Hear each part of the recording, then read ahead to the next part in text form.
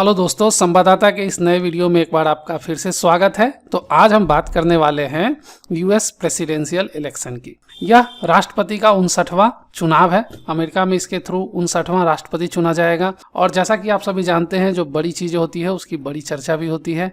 और अमेरिका एक बहुत बड़ी देश है और उसका जो प्रभाव है वर्ल्ड पे काफ़ी है। इसी वजह से यह एक बहुत ही इम्पोर्टेंट इवेंट माना गया था 2020 का, जो कि अब ऑलमोस्ट ख़त्म होने वाला है। इस बार का जैसा आप देख रहे हैं, पिछले 2-3 दिनों से लगातार मीडिया इनको कवर कर रही है, पूरे वर्ल्ड मीडिया इसके पीछे पड़ी है। तो आज इस वीडियो में हम आपको बताएंगे कि चुनाव कैसे होता है, कैसे यह भारत के चुनाव से भिन्न है और वहाँ पे क्या चांसेस है, क्यों रुक रुक के काउंटिंग हो रही है और भी बहुत कुछ। तो शुरू करते हैं इस वीडियो को। इस बार का जो चुनाव है उसमें कई बातें हैं जो डोनाल्ड ट्रंप के लिए भी इम्पोर्टेंट है। जो आप देख सकते हैं, बिल क्लिंटन जो थे 1993 से 2001 तक लगभग उन्होंने 8 साल का जो अपना टेन्योर है वो पूरा किया था। जॉर्ज डब्ल्यू बुश उसके बाद आए थे, जो इराक में बॉम्बिंग के लिए भी बहुत फेमस हुए। 2001 से 2009 तक ये वहाँ पे राष्ट्रपति रहे और इनका 8 साल का टेन्योर इन्होंने भी पूरा किया, 4-4 साल का। फिर बराक ओबामा आए जो काफ़ी पॉपुलर हैं, 2010 से 2018 तक ये रहे। 2010 से 2018 इन्होंने भी 8 साल का टेन्योर पूरा किया। और उसके बाद आए डोनाल्ड ट्रंप। अब यहाँ ये बात आपको माननी पड़ेगी, जाननी पड़ेगी कि ये डेमोक्रेटिक के उम्मीदवार थे और ये थे रिपब्लिकन के। तो रिपब्लिकन में ये इन्होंने 4 साल तो डोनाल्ड ट्रंप ने पूरा कर लिया है। देखना है कि ये अगला 4 साल पूरा कर पाते हैं कि नहीं।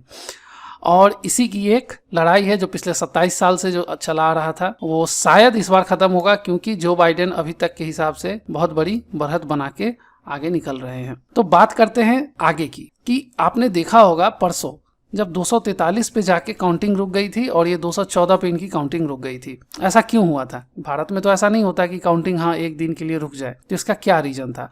दूसरा सवाल आपके मन में आ रहा हो कि वहाँ पे काउंटिंग आखिर होती कैसे है, वहाँ लोग जीतते कैसे हैं, कोई राष्ट्रपति कैसे बनता है? तो जैसा आप जानते होंगे, अमेरिका में 50 जो है स्टेट है, अपने देश की तरह वहाँ भी बहुत सारे स्टेट्स हैं। और उस 50 स्टेट्स में जो सबसे ज्यादा सीट ले लेता है वही वहीं का राष्ट्रपति होता है। तो सीट कैसे बनता है? तो हर स्टेट का अलग अलग इलेक्टोरल वोट होते हैं और उस हिसाब से उनको सीट डिस्ट्रीब्यूट किया जाता है। जैसा कि आप देख सकते हैं, इस हर स्टेट का अपना एक इलेक्टोरल वोट होता है और उस काउंटिंग को अगर कोई जीत लेता है तो फिर उसके खाते में वो चला जाता है।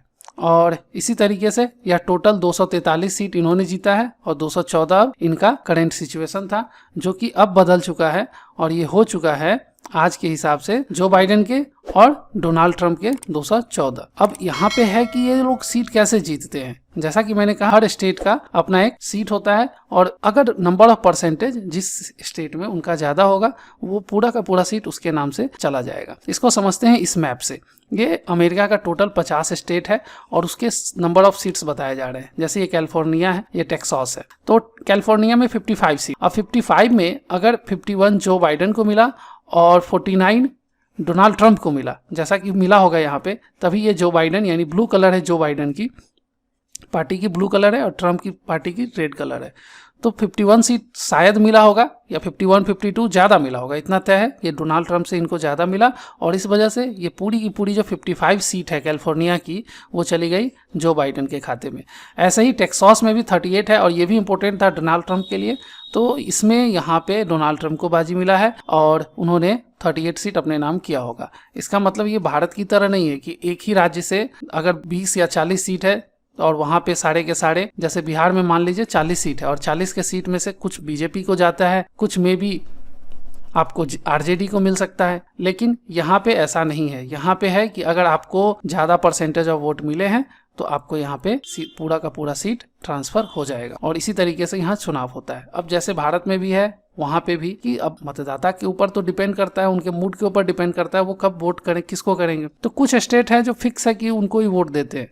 अब जैसे ये सब जो स्टेट आप देख रहे हैं, ये लगातार जो बाइडेन की पार्टी जो है उनको वोट करते आए हैं और वो हमेशा से उन्हीं को देते आए हैं। डेमोक्रेटिक पार्टी के वो अच्छे वोटर रहे हैं। इधर आप बात करें तो ये सब जो आपको स्टेट दिख रहा है, ये लोग लगातार रिपब्लिकन और कहे तो डोनाल्ड ट्रंप को वोट करते आए हैं और करते रहे हैं पिछले हिस्ट्री में। बट कुछ स्टेट है जो बदलता है, जो फिक्स नहीं होता है, वो कैंडिडेट के हिसाब से अपने नंबर्स को बदल देता है, अपने वोट को, अपने अधिकार को बदलता है, और उसी को यहाँ पे स्विंग स्टेट के नाम से जाता है पूरे यूएसए में। और ये स्विंग स्टेट ही है जो एक्चुअली में तय करती है कि कौन राष्ट्रपति बनेगा। और जैसा मैंने आपको बताया, जैसे देखिए यहाँ जॉर्जिया में 16 इलेक्टोरल वोट थे, और ये स्विंग स्टेट है, किसी को भी वोट दे सकती है। और यहाँ पे आप देखिए ये भी 49.4% है, ये भी 49.4% से है। अब यहाँ पे दोनों को लगभग बराबर है। अब देखेंगे कि पॉइंट में जाके किसका परसेंटेज ज़्यादा है, उसी को ये सीट मिलेगा। 99% इसकी अभी तक रिपोर्टिंग हो चुकी थी। उसी तरह से नेवदा है, और यहाँ पे 49% की बढ़त है। तो अगर ये बढ़त और मजबूत होती है और ज़्यादा का अंतर आता है, जीतते हैं, तो ये पूरा का पूरा 6 सीट जाएगा जो बाइडेन को। और आप देख सकते हैं इसी तरीके के पूरे सीट में है, जहाँ ज़्यादा अंतर है दोनों के बीच में वो रेड कलर से दिखाया गया है। यहाँ 47 है, ये 51 है। फ्लोरिडा लगभग फिर डोनाल्ड ट्रंप के पास चला जाएगा। वैसे लोवा है जिसमें 53% है डोनाल्ड ट्रंप का। ओहियो में भी और टेक्सास में भी इनका काफ़ी बढ़त है। वैसे ही मिशिगन में और विस्कॉन्सिन है, ये सब में जो बाइडेन की पार्टी की अच्छी बढ़त है, और वो पूरी की पूरी जो इलेक्टोरल वोट है उनको ट्रांसफर हो जाएगा। तो आप लोग इस बार सोच रहे होंगे जब सब कुछ इतना आसान है तो फिर इस बार लेट क्यों लग रहा है। 3 दिन से मीडिया कवर कर रही है, और आप देखेंगे तो ये 243 से 214 से आगे बढ़ के फिर से पहुंचे 264 पे और 214 पे। बट यहाँ से आगे क्यों नहीं बढ़ रही है, एक दिन से यहाँ क्यों है? तो इसका वजह है कोरोना।